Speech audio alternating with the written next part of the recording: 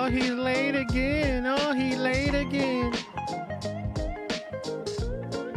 Oh, my goodness. It was like a minute. It was like a minute, okay? Whoa.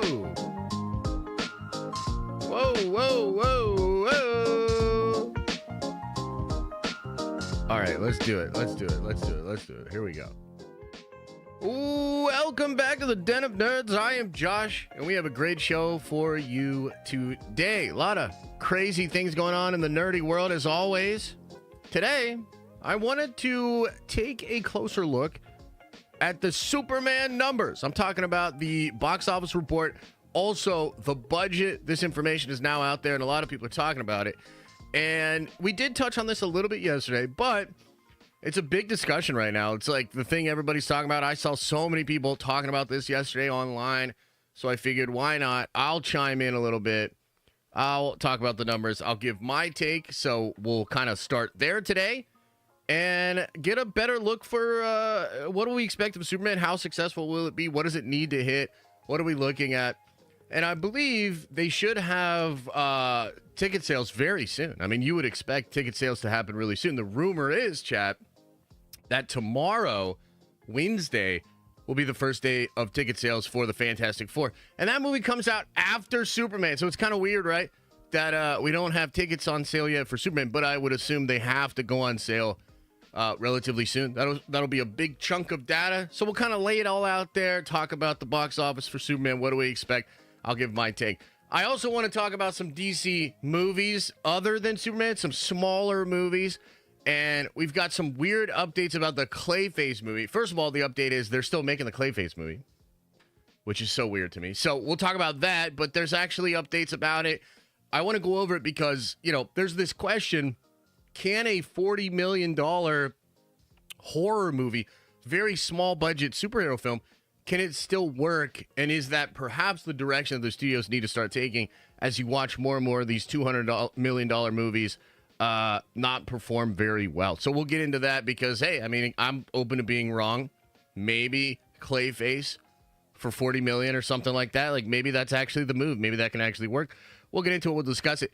Another potential DC movie is Constantine 2 with Keanu Reeves. And we've heard so much over the past couple of years back and forth on what's going on with Keanu, what's going on with Constantine 2. Will it actually happen? Is Gunn going to kill it? Will it happen in the DCU canon? There's a lot of freaking questions with it. Well, we've got some updates about it. Unfortunately, not great news, but I want to go over it nonetheless when it comes to Constantine 2.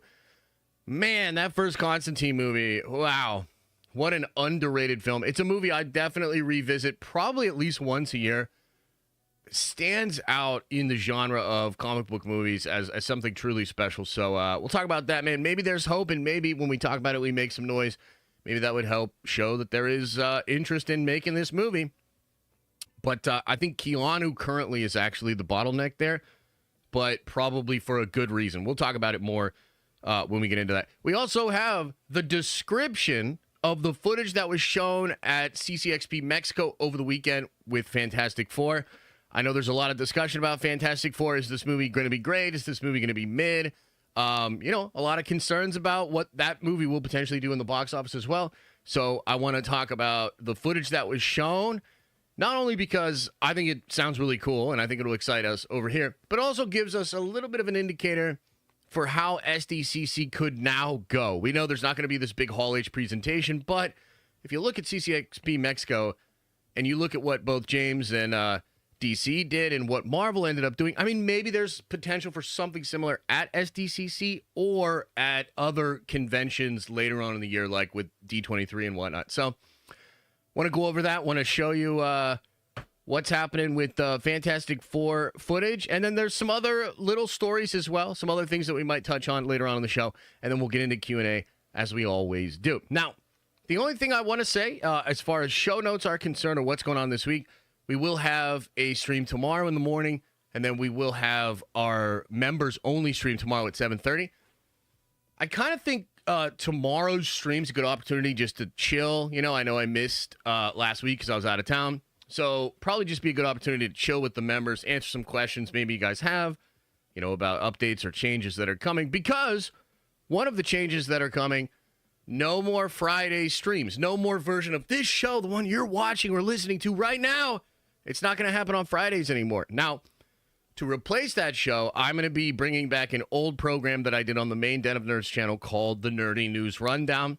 And this will be a very news-central show that kind of goes over all of the news for the week in a really condensed way, and hopefully with updates as well. You know, sometimes it'll be the case we talk about something Monday, Tuesday, and then we get clarification from people throughout the week. And so on Friday, I hope to give this nice programmed, edited show. You know, it'll release on the regular Den of Nerds channel, and it'll sort of supplement the stream you guys get on Friday, and hopefully be very detailed, very good, and hopefully you guys like it. So that's kind of something we're going to try out this week. So no regular stream on Friday. Here's the thing, though. This Friday, we will be streaming at 5 p.m., probably a little bit before 5 p.m., for the Summer Game Fest. This is Jeff Keighley's gaming show kind of thing, and we know there's going to be a lot of cool stuff released at Summer Game Fest, including the first look at the game that I had the opportunity to go play in New York City last week. And so I want to do a stream so that we can kind of talk about that game after it's revealed, because it's really cool. And I can't talk about it right now, obviously, but it's really fucking cool. So I'm excited to be able to do that. And then I'll probably do a dedicated video on the main channel about that game as well. And yeah, that's kind of your show notes. That's kind of what's going on this week. And yeah, I'm feeling good, man. I don't know how you guys are feeling. I know it's sort of a weird time. Things feel like they're in limbo. I think in a sense, some of us are still reeling from no San Diego Comic-Con. That definitely hurts. You know, we talked about that yesterday, but there's still good things going on. There's still plenty of stuff to nerd out about. And I think a lot of the interest in the conversation in this space, the one that we're in, surrounds Superman, surrounds Fantastic Four. You know what I mean? So I think it's worth getting into that a little bit and talking about that. So let's begin and let's talk about the Superman revealed numbers and what Superman needs to hit. I am pretty curious, too, chat. You know, a lot of you guys probably saw some of the stuff that is out there for Superman, you know, the budget of $225. The Wrap literally reported that it needs to cross $700 million at the global box office to be considered a success. Okay, so let me pull this up for you. I want to know right now, though, you in chat, let me know. Do you think Superman, James Gunn's Superman, do you think this movie will cross $700 million in box office?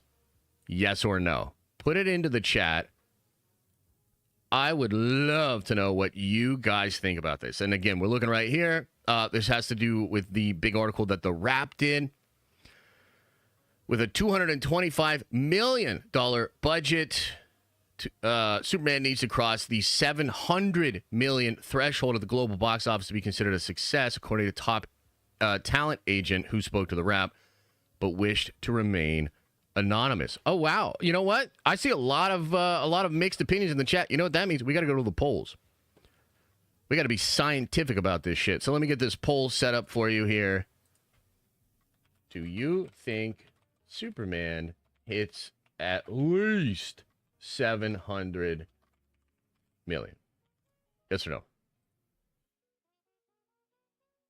So, a couple details about this number, right? Because there's some confusion out there. You know, I think we spoke to this a little bit yesterday. There was documentation that came out from the actual Superman film in its filings with the state of Ohio. So, the Superman filmed a lot in Cleveland. It's actually funny. I've told you guys this before, but it's kind of cool.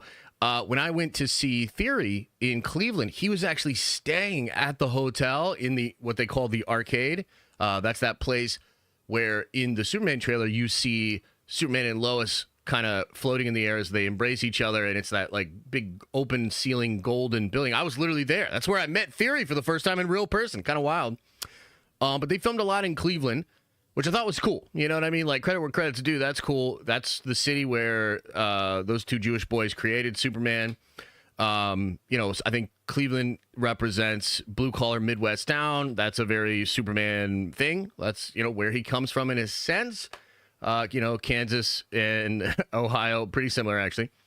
So I thought that was all cool. However, according to the filings there, the reported budget, or rather what they're spending on the movie, is something like $376 million, man.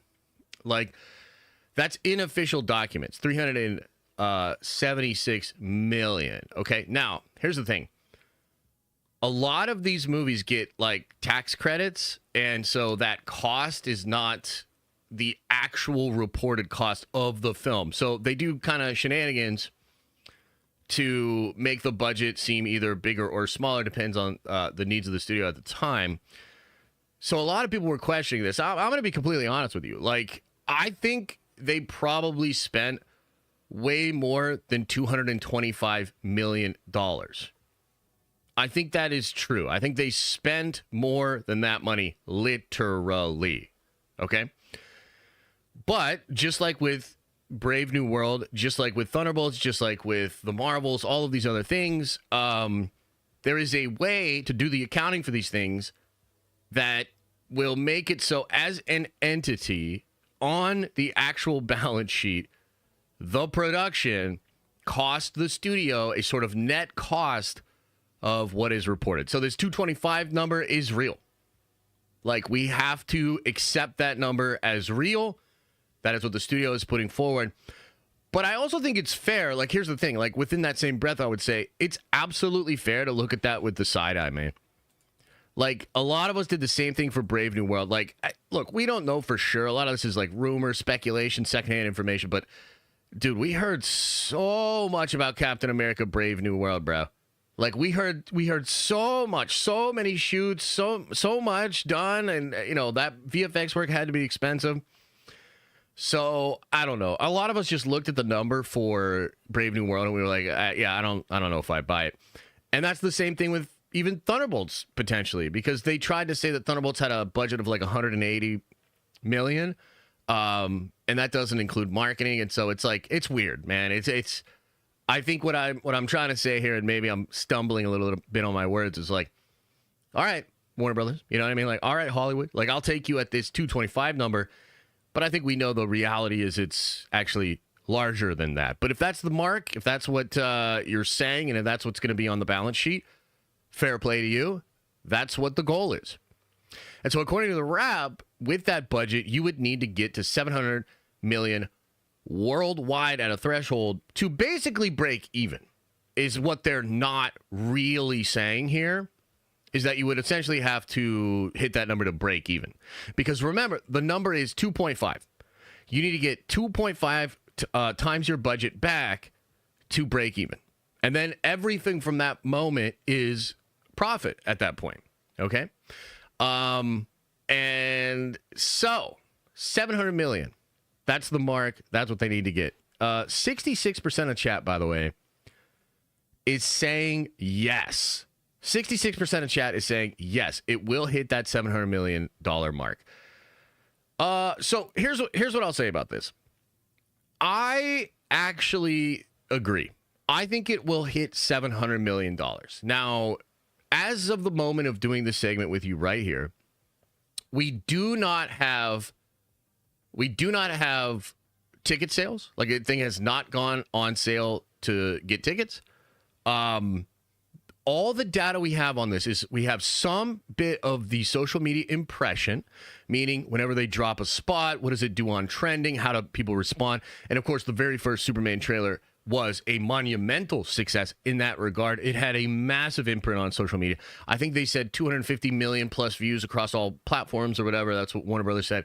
And that's huge. Like, there's no way around it. That is absolutely huge.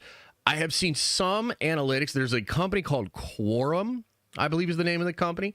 And I do follow some of the analytic tracking that they have. And strangely, they've had, they basically consistently had Superman at a place where, how many people know about it, like its impression as far as who knows about it, is massive, way bigger than Fantastic Four. And interest in it, according to Quorum, has also been much higher than Fantastic Four. Now, I will say, something interesting has happened in the Quorum data. Take all of this with a grain of salt, because, you know, I like the data. I like these analytics companies. Like, I like following Luminant, Parrot Analytics, Nielsen, of course. Like, I'm interested in all this stuff. But whenever a new kind of, thing takes the stand, like Quorum's just a little new. I don't know how they're actually putting this data together. Okay, but having said that, it's maybe some of the only data we have out there. There has been something interesting in the Quorum data, which showed a sort of dip and a begin to decline, actually, which is kind of interesting. This would be around the time of the second trailer, which I don't know. I mean, I don't know exactly what to make of that. It's not massive, but it was enough of a trajectory to get people to notice. Some people brought it up to my attention, and I was like, dang, like, I wonder what that is. It could be general fatigue. I mean, it could literally be the discourse around comic book stuff. I mean, it could be some of the leaks and the rumors that came out. It could be some of the marketing was having an adverse effect, actually. You never know. There could be a lot of different things going on there. But even with that dip in interest, Superman has consistently, according to Quorum, held a pretty crazy spot in the zeitgeist, meaning like everybody's aware of it. A lot of people going to see this movie. So I think this movie has the potential. I think it will absolutely hit this $700 million mark. It has a chance, in my opinion, to do much better than even that, actually. And the next big indicators of data, of course, will be when the tickets actually go on sale. Is there other marketing for this thing? Do you get more buzz from like critics, fans, or whatever? There's apparently an Amazon Prime screening of sorts, which is happening within, I think, the next couple of weeks. Let me check if I have the info on this. Somebody probably tagged me with it. I thought somebody DM'd me about it, but I definitely know somebody tagged me. So there's apparently some kind of a thing where some fans are going to be able to see it. So you've got that to potentially create some buzz.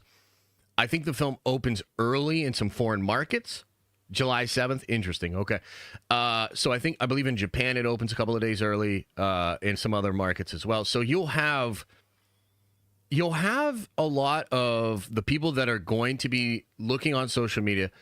They will have a lot to sort of inform them and try to form an opinion. And then, of course, you'll have the early social media reactions, and you'll have the Rotten Tomato scores.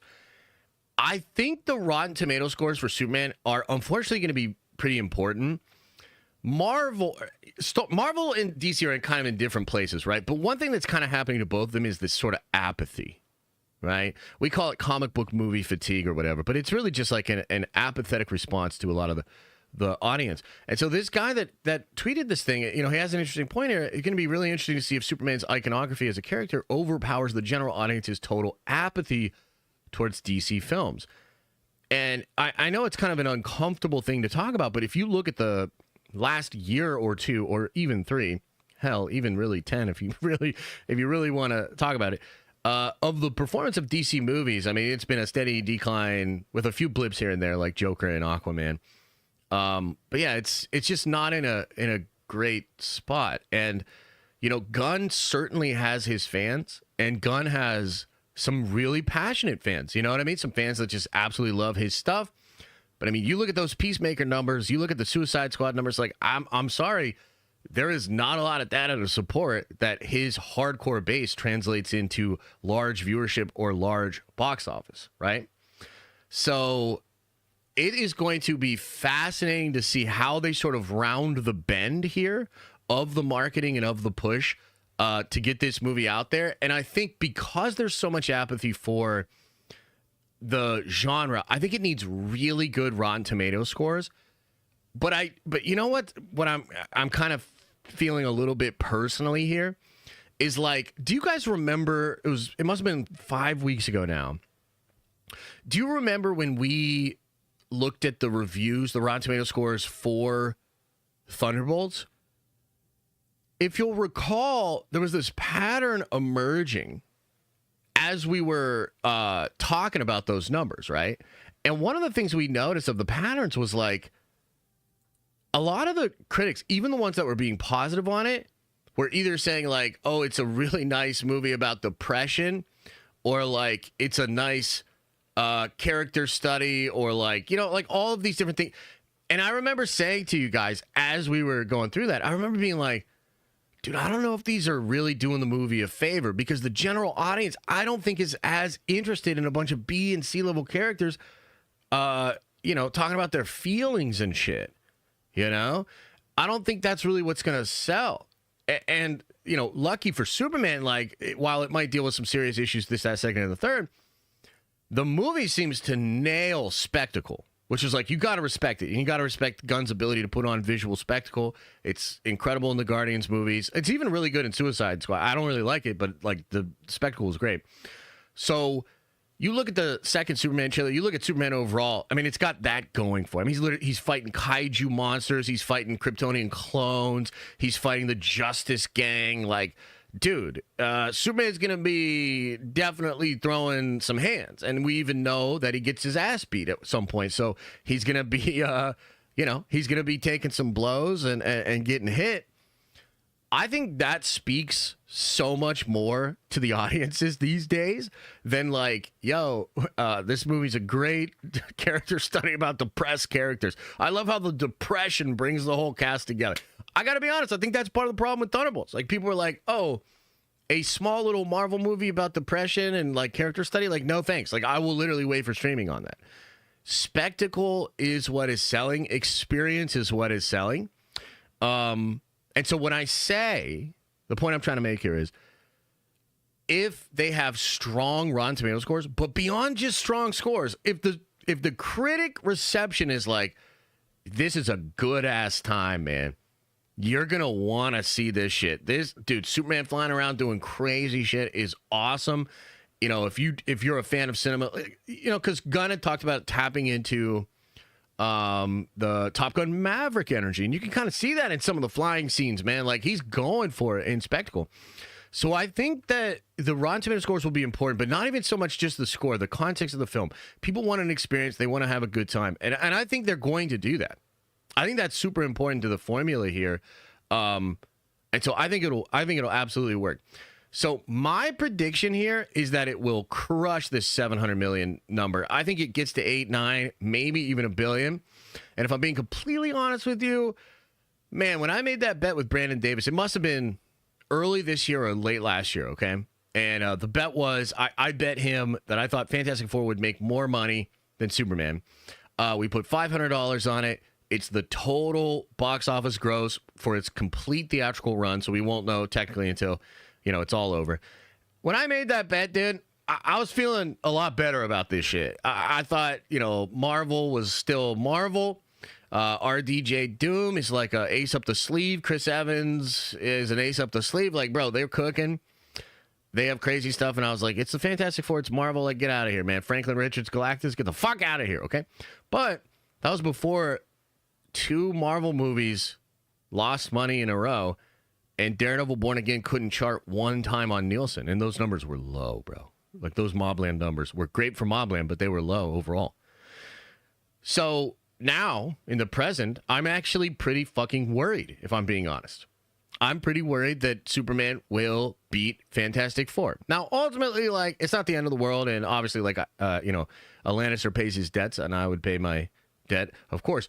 But it's like, I'm hoping that the Superman movie can be really fun and that I can enjoy it, and it can be a big success and a hit.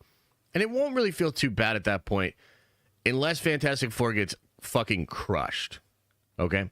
So if Superman makes like 1.3 and Fantastic Four makes like 4, oh my God, that's embarrassing, dude. That would be crazy embarrassing. I don't exactly predict that. I actually think both movies will probably end up performing similar, and it might be pretty close.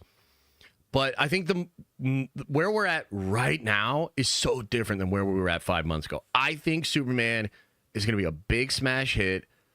I think it's going to do well, and I think it'll get close to $1 billion, if not get past it. However, here's another thing I want to say about this, okay? Superman does not even need to hit this $700 million. I know that sounds crazy, okay? And some people, like especially the Snyder fans or whatever, they're going to be super mad that I said that. But I actually agree with that. I believe that. I think if Superman even just gets close to 6, DC should greenlight more stuff, and they should continue on with Gunn stuff for multiple reasons. Number one, this would be one of the biggest box office for a DC movie ever. I mean, you know what I mean? Like, we just got to be real. The DC stuff has never been consistently as strong as the Marvel stuff in the box office. That would be huge for that film. And I believe it would be bigger. It would be about where Iron Man 1 was at, actually, when it was all said and done, which, of course, was a movie so successful it launched an entire franchise of films, okay?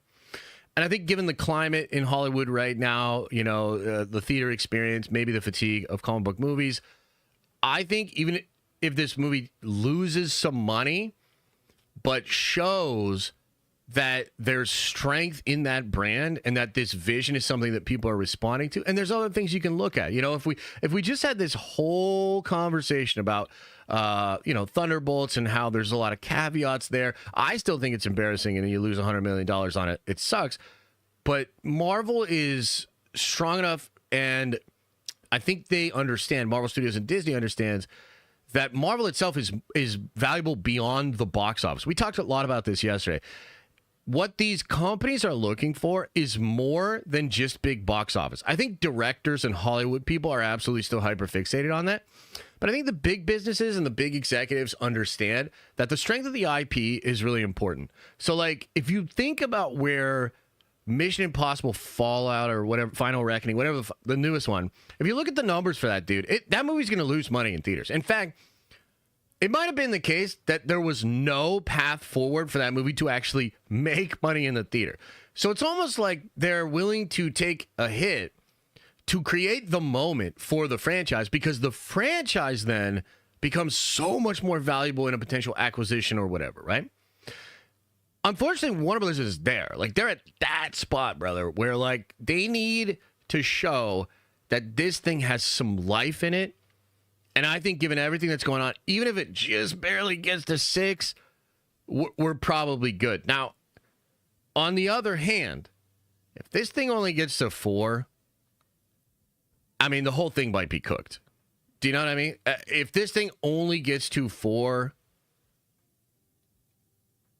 that would be kind of tragic. And I would say DC Studios and Warner Bros. Would be left with kind of 2 options. They either need to figure out a way to drastically reduce the budgets of these things, which I think all of Hollywood is going to start doing, and that will happen on the back of AI. And I know some people will be butthurt about that, but ironically, there's just no way forward for the industry. You know, they have to take those budgets down a considerable amount, and I think AI is the only option for that. So that will happen, and they will probably need to do that. But we're about to talk about Clayface. We're about to talk about, you know, potentially a Constantine too. I think you might find a scenario where the studios are looking for unique characters that have a big draw that don't necessarily need the massive budget to create a movie around them. So, like, you think about Constantine versus the Hulk.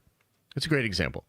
Constantine, yeah, there's definitely going to be some demon shit. There's going to be some exorcism. But Constantine kind of lives and breathes off of Keanu Reeves just being like a stylistic badass and saying some hard as nails lines and, like, you know, exorcising some demons, okay? That movie does not need a shit ton of money to do what it does well.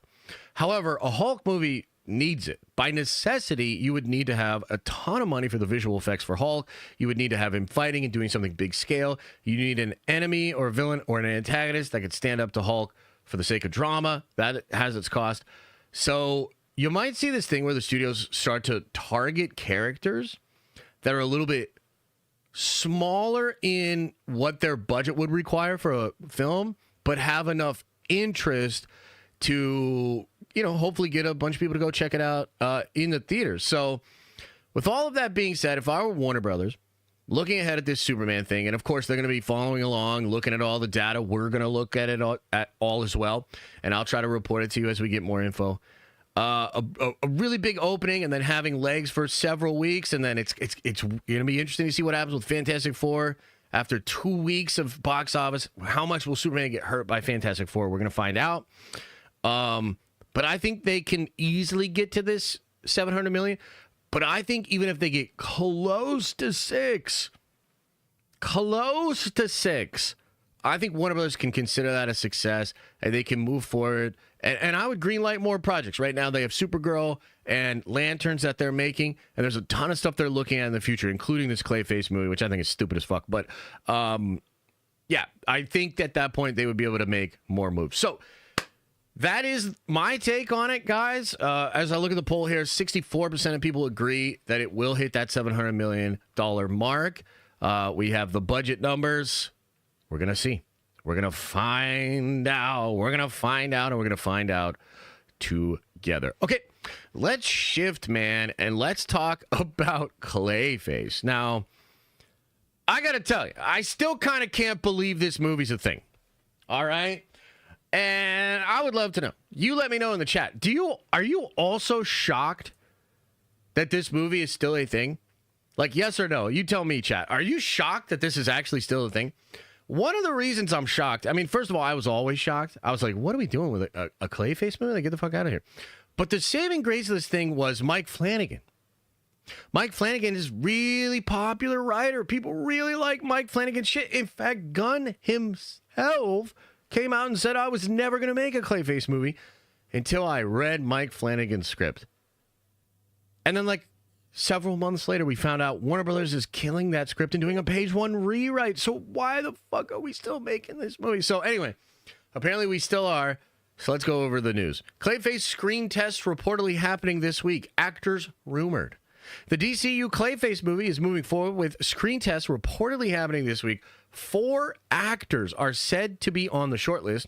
Tom Blythe, Leo Woodall, Jack O'Connell, and George McKay. Does anybody know who any of those people are, by the way? I do not.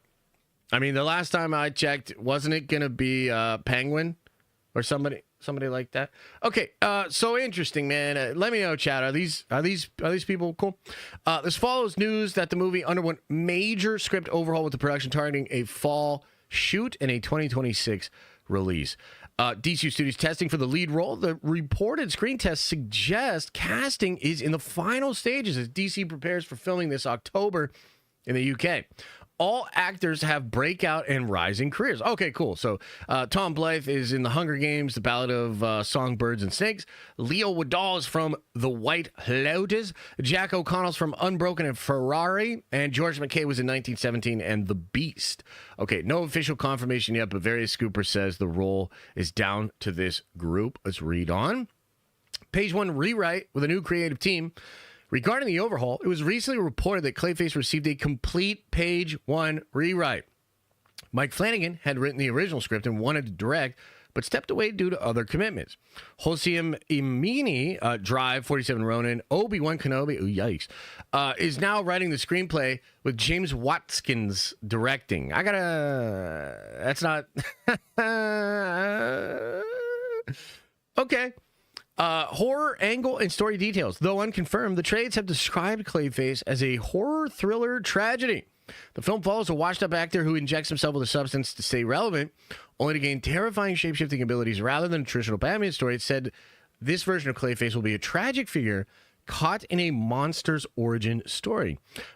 Budget and DCU connection. James Gunn previously confirmed the film is a part of the new DCU and said the movie had been officially greenlit. It's reportedly being made on a lower budget, around $40 million, in line with a horror movie tone. Gunn's announcement called it a DCU story, tying it to the broader rebooted universe alongside titles like Superman, Supergirl, and Creature Commandos. It's scheduled to release next September 11th. In 2026. It follows Supergirl, which is said to release June 26, and Superman, which of course releases this July. So, interesting. I think, again, the main story is like, they're still doing this. And Gunn seems really about it. It also seems like he was full of shit when he said it was all Mike Flanagan's script. I think the truth is he sees an angle here to do lower budget movies with popular comic book characters or comic book characters that are connected to other popular characters. Because what can you do in a Clayface movie? You can have Batman show up. You know, I think that's kind of the fun. That's kind of the potential, right? So I think what Gunn is trying to do is figure out a way to sort of expand the catalog, continue the canon of the DCU, while also figuring out a way to do that with a much smaller budget. And he's probably trying to tap into the Joker energy a little bit. I believe Joker 1 had a budget of 40 million, maybe 50 million. And of course, it went on to gross a bajillion dollars, literally over $1 billion. And at some point, due to the 2.5 rule, of course, right, that movie made so much goddamn money. Like, that movie, bro, that Joker movie made a ton of money. Now, they lost a lot of that with the second one, which is a big fuck up. But I think Gunn seized the opportunity to do like a sort of DC Black Label thing or like a Elseworlds thing, tap into the same DC energy and create, again, more of the catalog, more of the canon, while making it viable for the studios. And man, I've been really against this since the idea came out. And I'm still, my instinct, my gut still tells me this is not the move. I think if you look at Thunderbolts, and we're about to see, right? We'll see with Superman and Fantastic Four. But my guess here is that almost because of the oversaturation of the comic book stuff, that fans are getting really picky about the content they consume. And I think the bigger brands, the bigger characters, the bigger franchises, and frankly, the bigger moments, I think that's what's going to draw people to the theater. Deadpool and Wolverine was pure fan service spectacle, and people loved it, man, and it made $1 bajillion. Thunderbolts is a really good movie. It's really good. It's really tight. It feels like a return to form for Marvel, and it might lose $100 million, dude. So it's just, that is, you cannot ignore that. I also think you look at what Sony did, right? I just feel like there's a lot of data that's saying this is not a good idea. Okay? Look at what just happened at Sony, man. They just had to throw in the towel after creating a Venom movie that almost made $1 billion without Spider-Man. They somehow squandered it over the next couple of years. And you sort of see that even among villains, not everybody's created equally. And, Madam Web, massive bomb. Morbius, massive bomb. Craven was a crazy big bomb, dude. Craven basically killed what they were trying to do there, right? And so I just think there's a lot of evidence here that's like, nah, man, you can't do this. You can't actually pull this off. However, to be fair, I also understand the thinking, and it is possible that this is the direction they need to go in. It's just, how can you make it work? How can you make the Clayface movie, especially now that you've lost Flanagan? And I don't think any of these dudes are going to light the world on fire. I mean, they seem like good actors. But I don't know, because I think a part of what made Joker pop was that it felt especially at the time, because Marvel was very successful and there was a lot of Marvel content, but it just felt like there was nothing like Joker out there. Now though, I think you have a lot of stuff like Joker out there, a lot of mature stuff, a lot of violent stuff, a lot of artist takes on all of this stuff. I feel like even that side of the space is saturated. So how can this movie actually stand out amongst all other comic book things? I don't know. I can understand why they're trying it. I continue to believe it's a bad idea. I would not do this shit. I guess if they throw some Batman in there, I mean, they have the ability to sprinkle a little Batman in there. Now, that shit did not work for The Flash, right? They had like 3 different Batman in that movie. It did not work for The Flash, dude. Again, I think this is a product of the modern movie-going audience being so well-informed, so tuned in, dialed into all the rumors, leaks, and everything. People knew a month before Joker 2 came out that it was anti-fan and a slap into the face of the first movie. That was just a narrative that was out there. We talked about it here on the channel. And the movie could not outrun that narrative. Right? So Clayface would need something, and it would need something early on to hook people and get people really interested. And I just personally don't see it. I think there are a lot of other characters that you could do much better with. That's just me. You know what I mean? Like, especially with, Gunn had announced the Damian Wayne, Grant Morrison Batman story. Well, why not do a movie about Ra's al Ghul and the League of Assassins? You know what I mean? Like, I feel like that is so much of a better bet with way more interesting elements of the ability to have all kinds of characters. I mean, you could put Deathstrike into that thing. You could have Talia doing her thing. You could have all sorts of characters. I mean, they could go try to assassinate almost any DC character, right? So that just feels like a better playground for this kind of movie. Of course, the Clayface movie has the horror element. He's an actor. It feels a little bit like, what's it called? Wonder Man a little bit here with a failed actor doing superhero stuff. So, like, that's a little bit weird, but I understand the draw. Hollywood people go crazy for that sort of stuff. Look at the studio, etc. So I see the logic here. I just still got to say, man, I think it's a bad idea. I think it's a bad idea, bro. But it also appears like they're doing it. So we'll see. This could be one of those things where I'm wrong. And we'll talk about it in a couple of years. And I'll be like, damn, dude, that thing really crushed. I was wrong about that. For now, that's how I feel. That's the take, okay? But now let's shift into talking about a different potential DC movie here. And I'm talking about Constantine 2. Oh, man. Oh, my God. Dude, Constantine has to be one of the greatest comic book movies of all time. I think it's top 10. I think it has to be in the top 10, man. So, you know what? That's an interesting question in and of itself. We should do a top 10 greatest comic book movies of all time. We should do that. We do that on stream or whatever. But I would say I think Constantine's up there, man. Infinitely rewatchable. Oozing with style. Incredible performances. Oh, I loved this movie, man. I really, really loved the Constantine movie. Again, I probably watch this thing at least once a year just because it's that good. Well, we've heard that over the past couple of years, they've been attempting to make Constantine 2. We now have some updates about that, so let's get into it here. Keanu Reeves is not happy with Constantine 2 scripts, says co-star Peter Stormare, exclusive. We got a peek behind the curtain of a long-awaited DC Comics sequel. Constantine's Lucifer actor, Peter Stormare, who was fucking brilliant. He's in the movie for like 5 minutes. He steals the show. Unbelievable. He disclosed some new information about why Constantine 2 is taking so long, positing that it is because the franchise-led Keanu Reeves lead is unhappy with the script.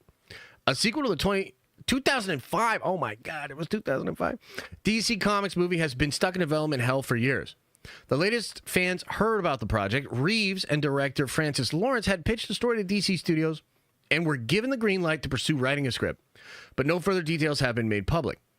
In an exclusive interview from the Direct conducting while promoting his 2025 film Stand Your Ground, now available on PVOD, what the hell that is, Constantine star Peter Stormare addressed what he has heard about the Keanu Reeves-led DC Comics sequel. Stormare revealed that it has been a lot of back and forth so far, that Reeves is not so happy with the scripts. Here's what he said. It's a lot of back and forth because I think Keanu, which I know pretty good, is not so happy with the scripts and usually what comes out of the studios. Because the first one wasn't that successful in the beginning, it became a sleeper, it became a cult movie, and now is one of the biggest cult movies ever. But to do a sequel, the studio want to have, cars flying in the air. They want to have people doing flip-flops and fighting action scenes. What the fuck? I mean, yeah, sure. They want spectacle. It's almost like what we were just saying there. You know what I mean, James? We need a little spectacle. What about some flying cars in the Clayface movie? Mike Flanagan doesn't want to do flying cars. Well, guess what? He's fucking fired. All right, let's read on. Stormare said Keanu has the vision of a movie that is, again, about demons and regular people. It has worries about a sequel deviating too much for them. I think Keanu says, I've done John Wick. This movie is spiritual. It's about demons and regular people, and I wanted to keep it that way. And we talked about that. I want to do God coming down exactly the same way, but in a black suit and more or less like Lucifer from the first one. Oh, bro. Oh, my God. That's exciting. That's exciting. I'm 12 years older, so it's going to be hard to, completely imitate the first movie. But I think from Keanu, he wants to do a sequel that is very close to the first one.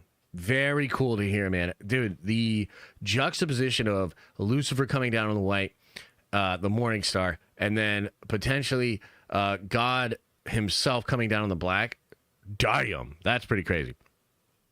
Keanu is very proud of this character, the former Lucifer actor admitted. He said that if they were going to do a sequel, Reeves would continue to make sure it was done in the right circumstances. I think Keanu is very proud of that. He was fighting for it to be a character that he loved and wanted to develop. And I mean, with Tilda Swinton doing Gabriel, it is a cool character. And even My Lucifer is a cool character that you can relate to as a viewer. Dude, it's so good.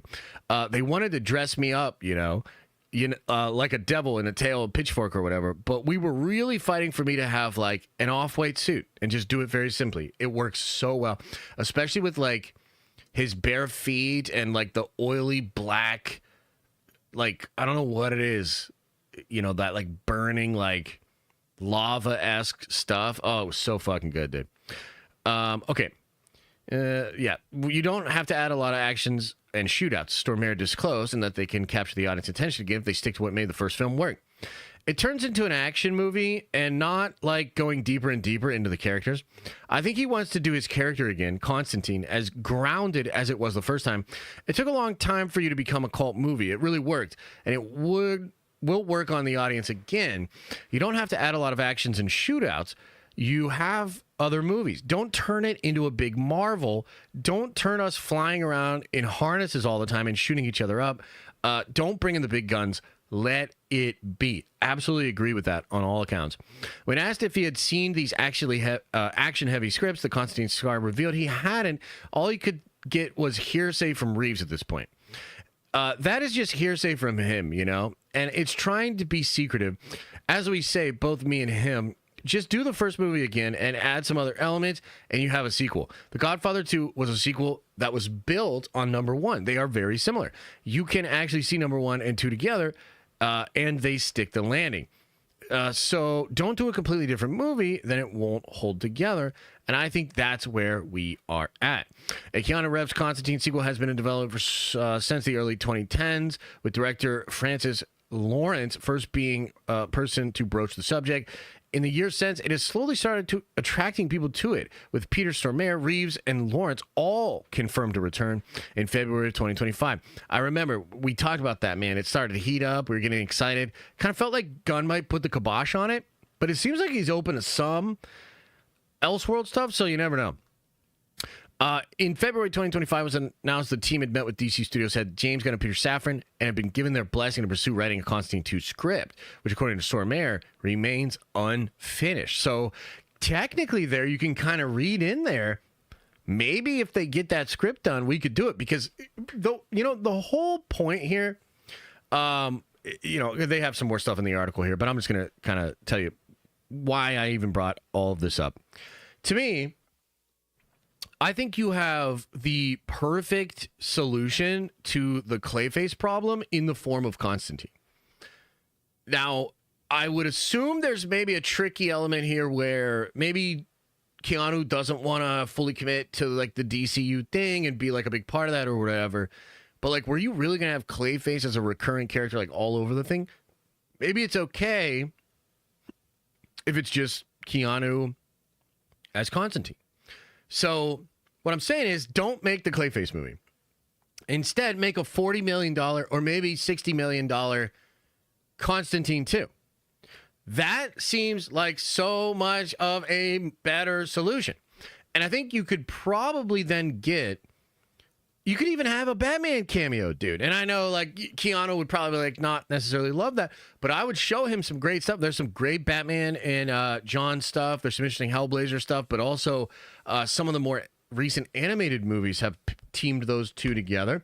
When I wrote my Batman comic, which I think I did last year at this point, I made a little 10-pager Ashcan Batman comic. I put John Constantine in that because I love Batman and Constantine together. I actually think they're really good together as characters, right? So I think, number one, you should definitely make this fucking movie, dude. I think Constantine, and we live in the age, right, with Hugh Jackman coming back, RDJ's coming back, even though the jury's kind of out on that. A lot of the OGs are coming back. We just had Deadpool and Wolverine last year, which brought a bunch of people back, and everybody loved it. So we live in this age of like the nostalgia for the old characters. Truly, Constantine 1 is that cult classic. You can hear it in the article, but I think most of us nerds know that. So, dude, there's an opportunity there. Like, I just think there's an opportunity there. Like, you don't necessarily need... You don't need to do this Clayface movie, man. Like, I'm telling you right now, you don't need to do this Clayface movie. I think you do Constantine 2, make it connected to the DCU, or even loosely connected to the DCU. I think you accomplish a lot of what you want. And I think it'd be a profitable, fun DC movie, dude. And by the way, here's another interesting element here. As far as I understand it, Keanu Reeves has turned down over 10 different multi-million-dollar contracts from Marvel Studios. So what I'm trying to say is Marvel wants Keanu fucking bad, dude. They want him bad. James, you have a thing that he actually wants to do. You have this golden fucking goose. And it's Keanu. So he'll show up in a Keanu movie for free, but he's not going to sign a multi-million-dollar contract to Marvel. Like, his priorities are just different. So I'm just saying, like, dude, you have the ability to do something really fucking cool here. And it would be a feather in the cap of the DC universe, man. I truly think it would be good. So, yeah, that's all I wanted to say about all of that. Okay, so let's shift gears a little bit. Let's get into the final main story of today, and that has to do with the Fantastic Four. Now, of course, we've recently been talking a lot about the Fantastic Four. Had a test screening in Long Beach last week. Mixed results on the test screening. A lot of drama surrounding the coverage of that, which we went over yesterday. Well, one of the things we didn't talk too much about yesterday was the fact that immediately after that, down in Mexico, there was a big CCXP presentation, and the cast of the Fantastic Four came out on stage, and you're looking at it right now if you're watching on the video podcast or if you're watching on the clip or here on the live stream. You can see them all on stage, and I just wanted to bring this up because it's possible something like this could happen at Comic-Con, but I would say it probably will happen at other things like CCXP over the next couple of weeks as we maybe get closer to Fantastic Four, right? So you're not going to get that big Comic-Con push, but I think you'll probably get some stuff like this. And the other part of this is that there was a big scene shown to all of the people there. And I want to read the description for this footage. It does have a lot of people excited. And I think especially because there's some questions about that screening last week, right? And what the hell was that all about? People didn't necessarily love it. Well, this was something that people did love. You know, the people in the room apparently went nuts for this. And by all accounts, it looked incredible. Full-on spectacle, okay? So let's get into it here. I don't think this is spoilers. I mean, it's potentially confusing a little bit if you're following along with the leaks. I don't really think it's spoilers, but here we go. At this year's CCXP in Mexico City, Fantastic Four cast appeared to tease the film and unveil some new footage. Omelette broke down the scene screened at the convention, which follows the Fantastic Four as they're chased in their ship by the Silver Surfer Shalabao. They're leaving a planet that seems to have been consumed or is being consumed by Galactus. And to make matters even more stressful, the pregnant Sue Storm, Vanessa Kirby, has gone into labor. That is all really interesting. Sue's husband, Reed, assists her in the delivery, which we probably saw in that scene where she's in the very first trailer. I pointed this out in the first breakdown, but she's like glitching or whatever. Like you'll notice that, like it seems like she's probably giving birth there. Okay. So that's probably that.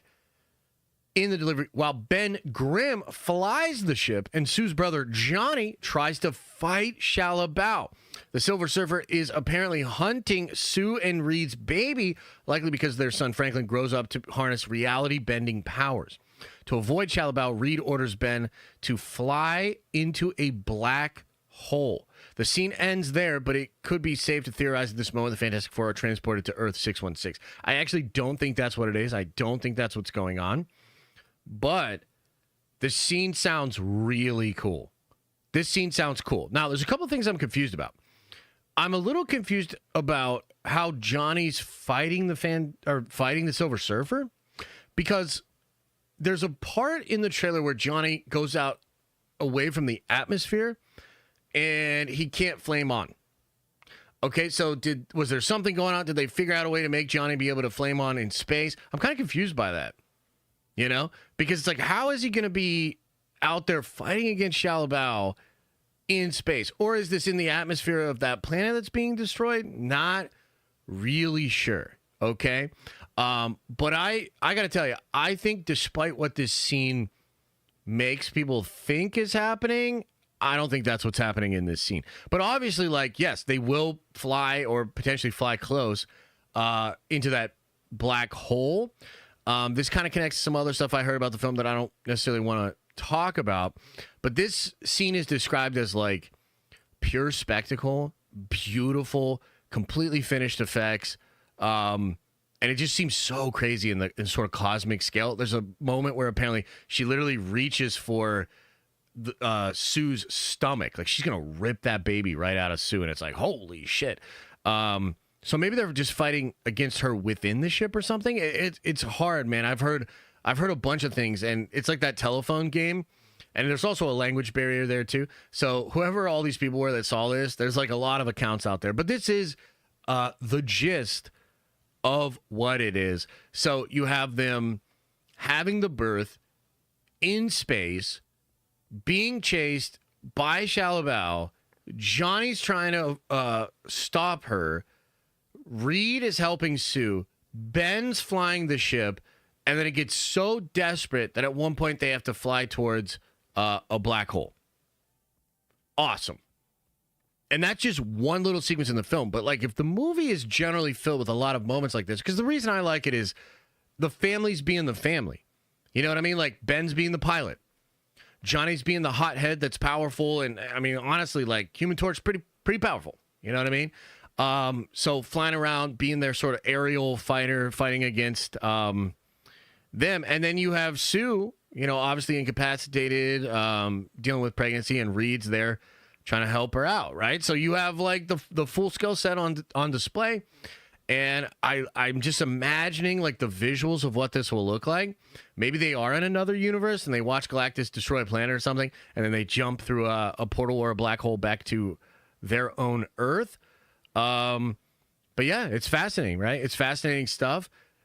And it would appear that, like, when Shalabao first comes to Earth, it's probably the case that this is before the birth. So I want you to think about that. So, like, that means that Galactus is aware of Franklin's power before he even leaves the womb. That's wild. So what does that mean? Does that mean he's just aware because of journeying around the multiverse, who Franklin is?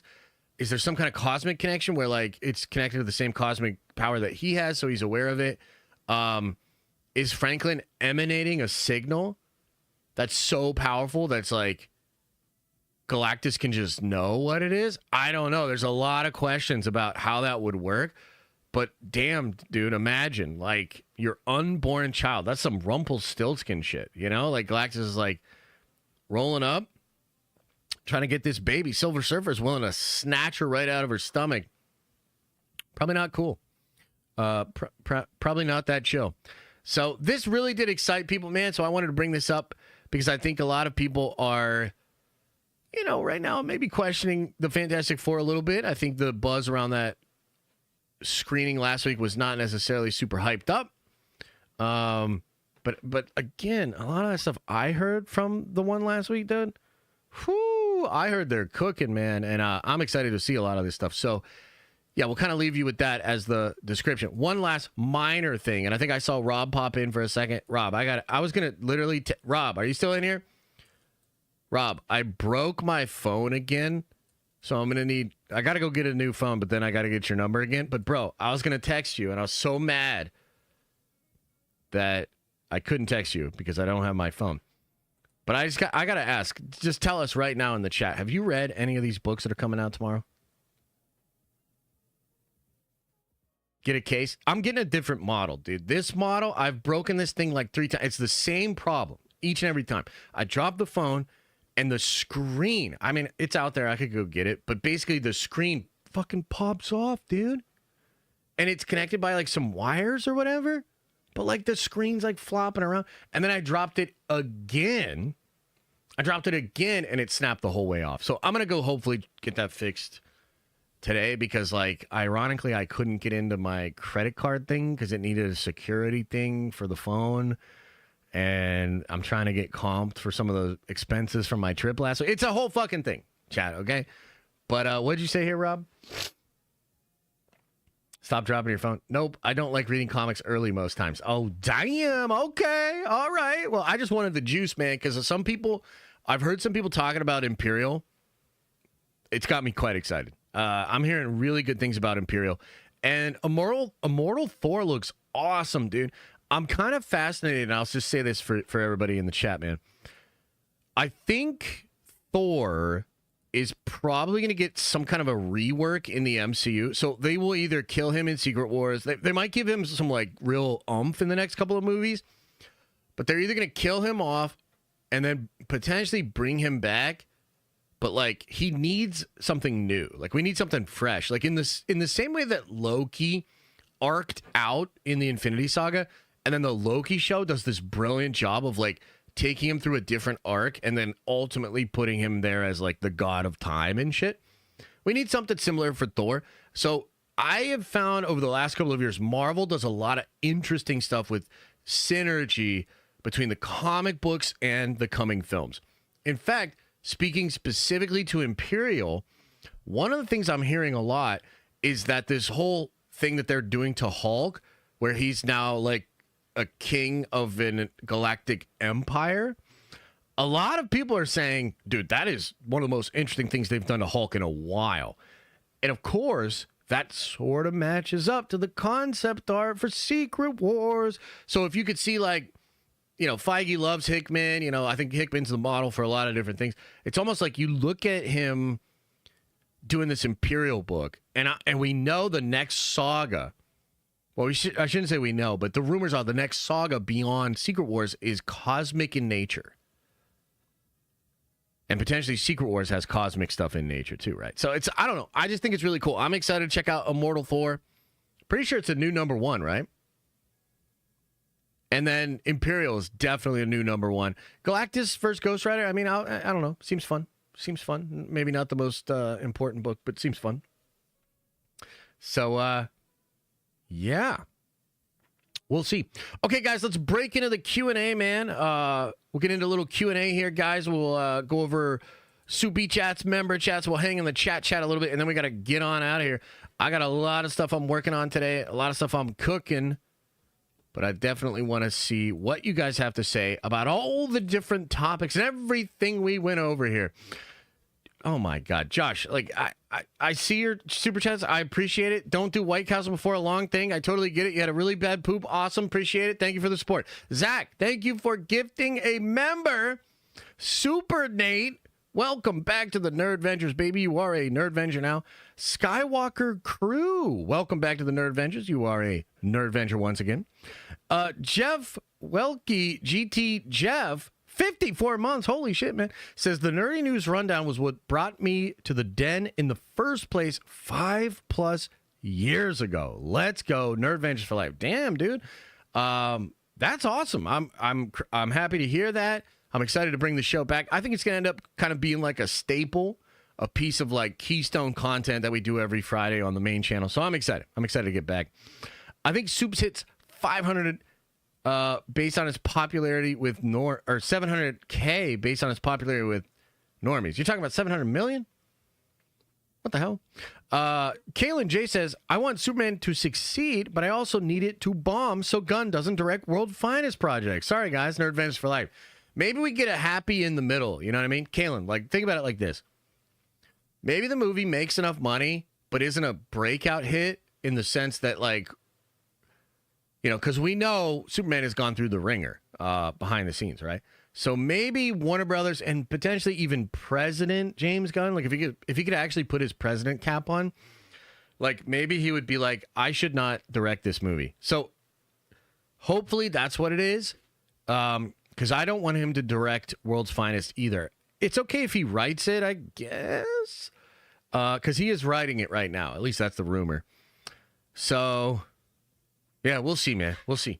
I don't like sand, says Tony Gilroy. Recently said Disney Plus is broke, and now they're laying off several hundred in film, TV, finance. CNBC put out the article about the layoffs. Yeah, a lot of those layoffs, because I did research this, a lot of those layoffs are actually in the traditional television stuff. So it's like a lot of like CBS and like bullshit like that. There were some people related to Hulu, but not really. It was actually not a lot of streaming people. In fact, it seems like what they're doing is rooting out a bunch of legacy positions from the network side, and they're going to probably just bring that over the streaming purview.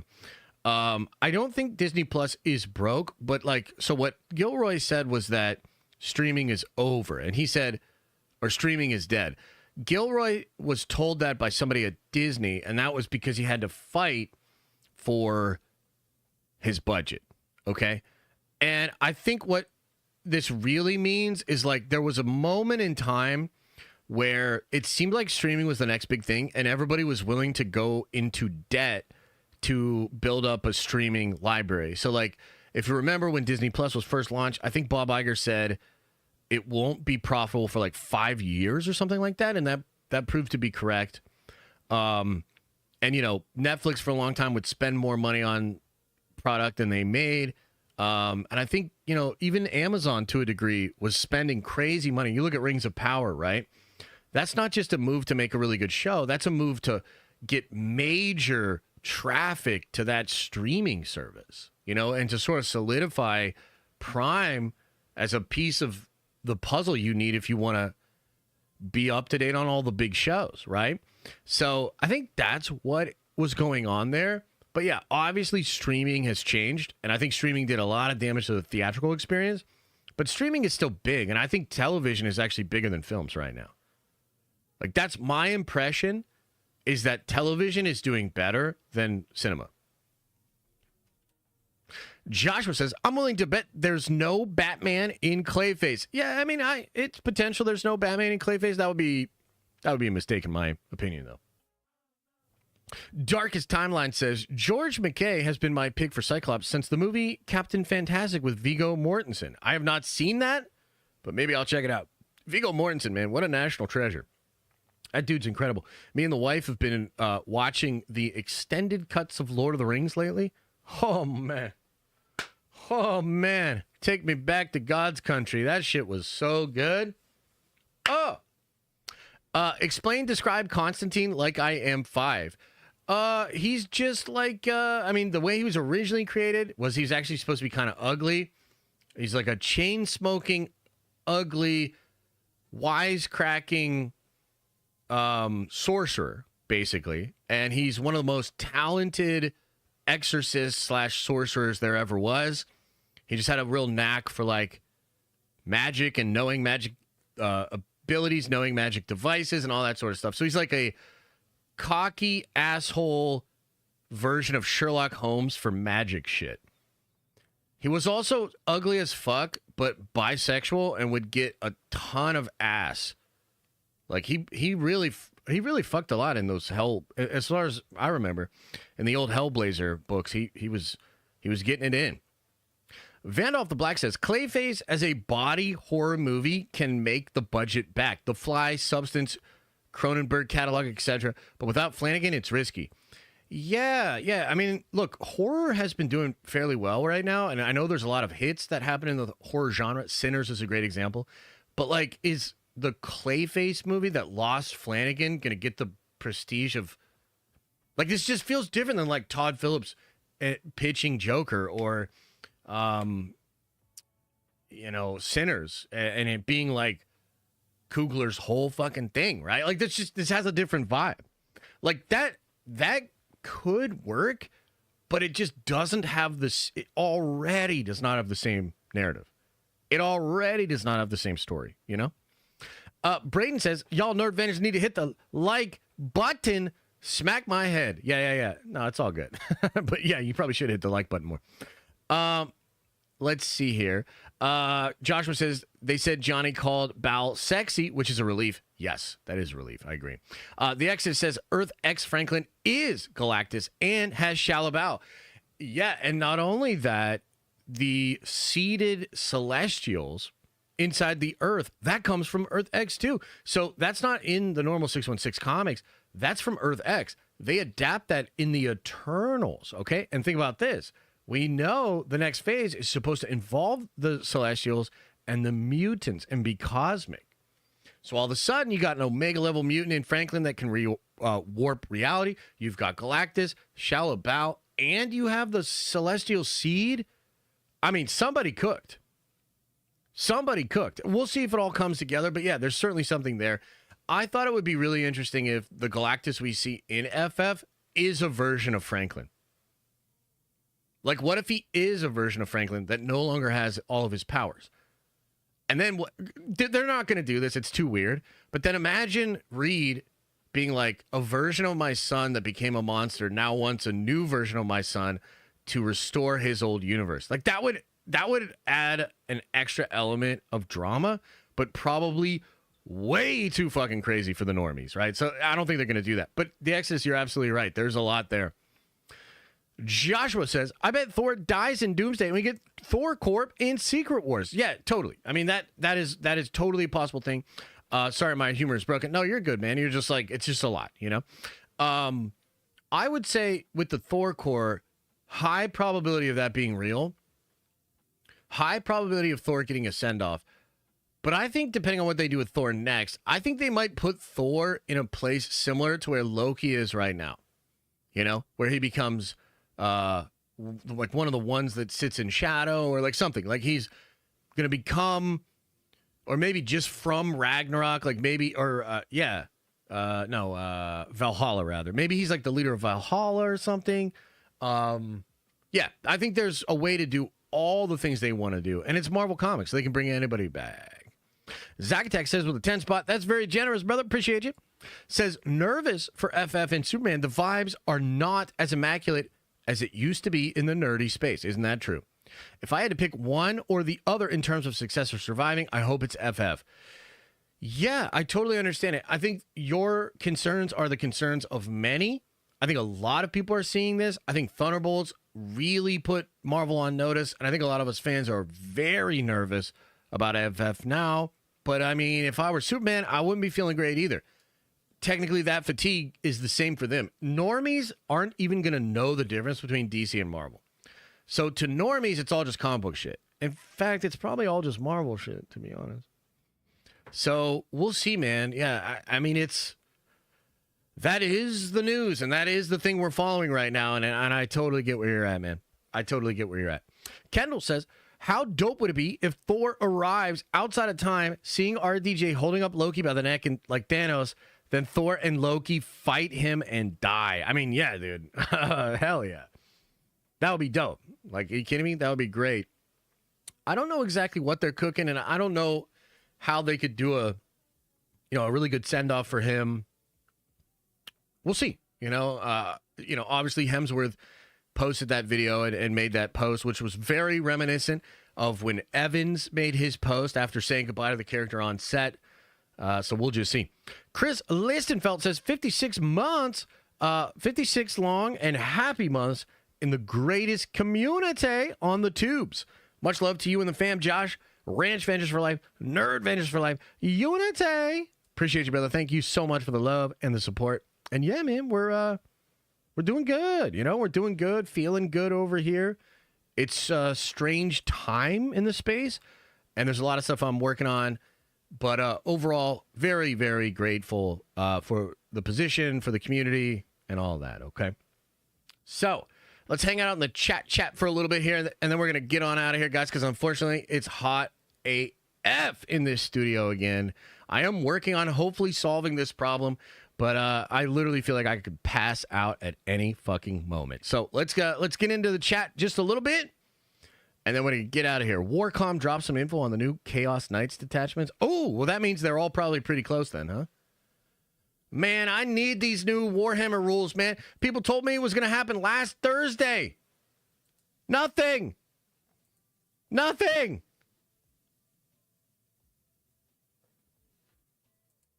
Sheesh, man, I need it. I need those new Warhammer rules in my life. By the way, hopefully I'm going to be playing Warhammer tonight. That's not really news, but it's news for me, baby. Whew. I'm excited. I am excited. Ooh, Chaos Knights too. Dude, Adam, how you cannot buy everything in Warhammer. Like I know you're excited. Oh, look, a bunch of new posters for Superman. That's cool. They look good. I know you're really excited, and that I love that for you, and I love that you're having fun in the hobby. But like, you can't buy every army. I'm just trying to let you know. You know what I mean? Like, it's going to be 5 years from now. You're going to have like 700 points of 6 different armies. You're not going to be able to field any army at a tournament. Not to mention, have you even started painting? Your gray pile of shame is going to get to 2,000 points before your army does. Yeah, all right. Yeah, the gray is real. Yeah. Marvel is not going to Comic-Con. Confirmed. That is true. Yeah. I mean, they're going. They don't have a Hall H presentation, so it's a little bit different. Warhammer looks cool. How should I get into it? There's a great video on the internet called Warhammer Explained for Beginners. It's on a channel called Warhammer Explained. Great video. Really like that guy. Go watch that video. And then you could start with some books. So either the Eisenhorn book, I just read The Carrion Throne, and I actually think that's a great beginning book as well. I like Valdor, Birth of the Imperium. I think that one's really good. So Warhammer is a hobby that's so dense and specific. You could be into it for 5+ years and still have barely scratched the surface. It's actually kind of like getting a PhD. Okay, it's like the amount of brain power and like knowledge you'd have to attain to know all of Warhammer. Yeah. Give me some Warhammer lore to dive into today. Much love. What kind of lore? What kind of lore you want? You want some Custodes lore? You want some Custodes lore? I'll give you a little Custodes lore. Because I'm wearing my cool Custodes shirt.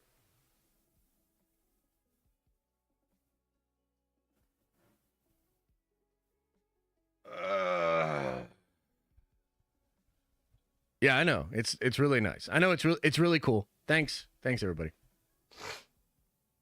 All right, I'll just tell you a little cool thing about the Custodes, because I was actually thinking about this last night. I was thinking about writing a whole video about this. So, in the lore, the Custodes are like the best. Okay, they're peak. They have like the essence of the Emperor. They are completely loyal. They're like 9 feet tall. They don't have any extra organs, so they're this like perfect version of the ideal human soldier. Okay, now in the lore, the explanation given was they're too difficult to make and they're too rare to find, like the potential Custodes. So it was not viable for the Emperor to have an army of Custodes, okay?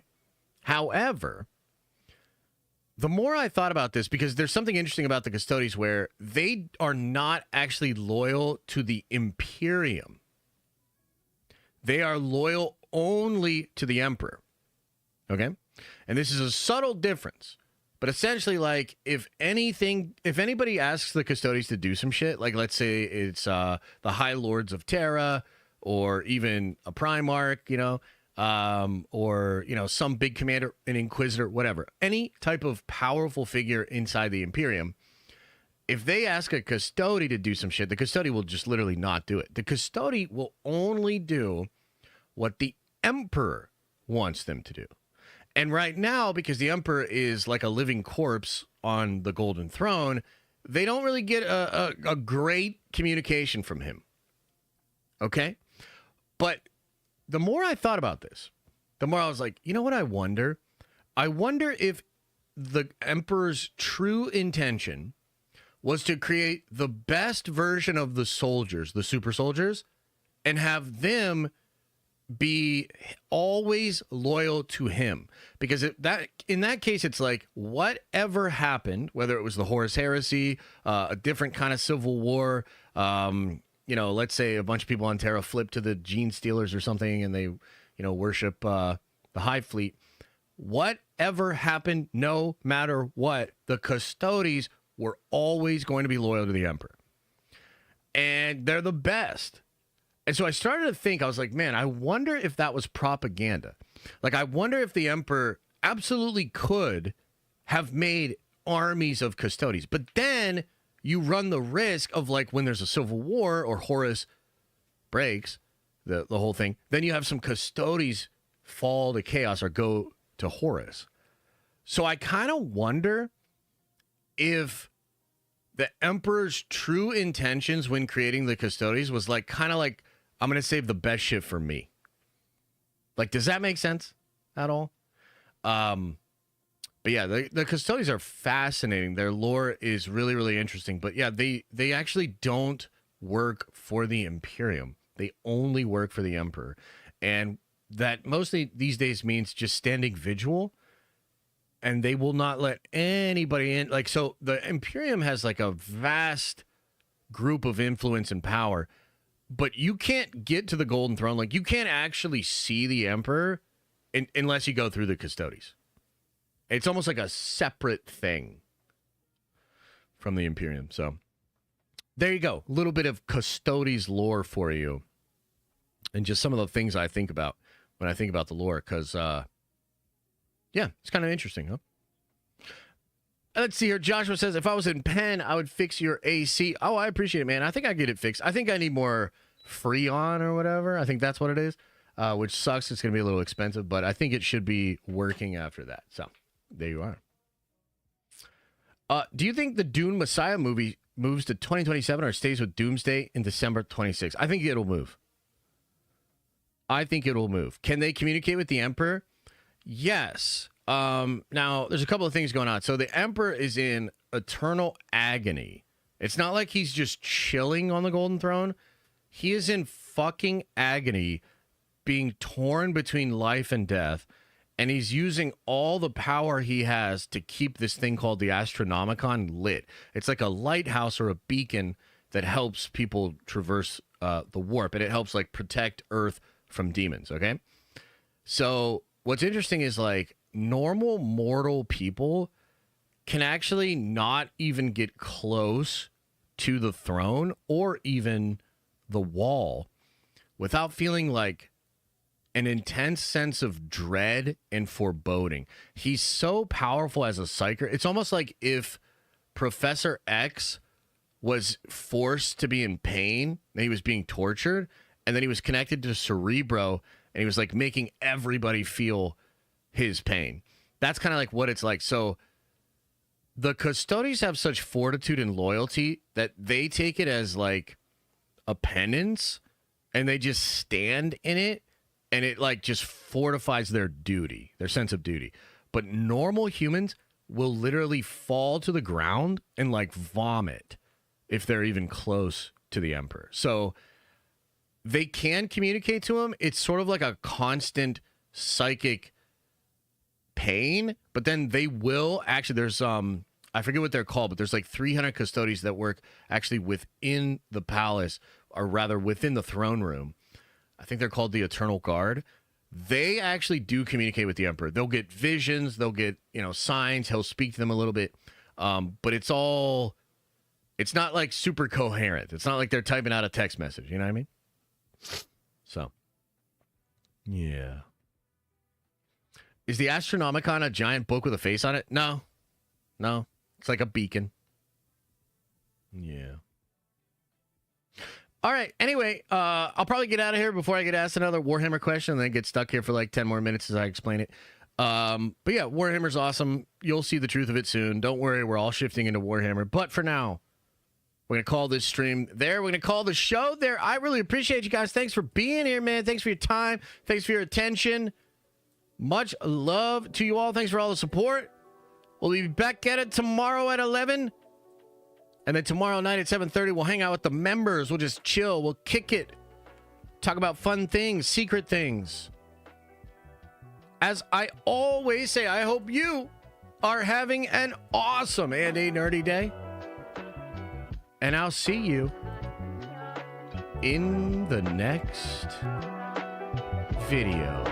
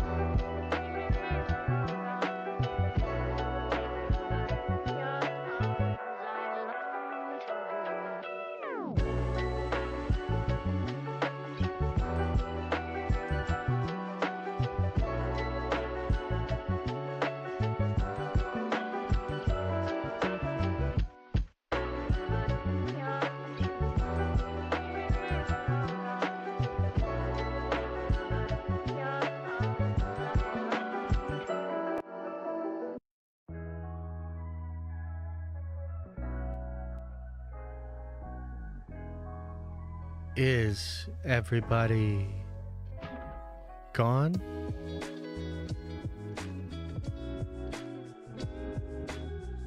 Did everybody leave? Leave.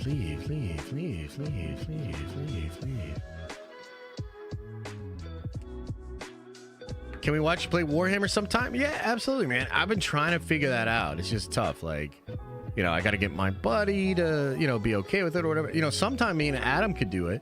He's a little new, but maybe that's good, you know, because we'll go really slow and I can kind of take you guys through it.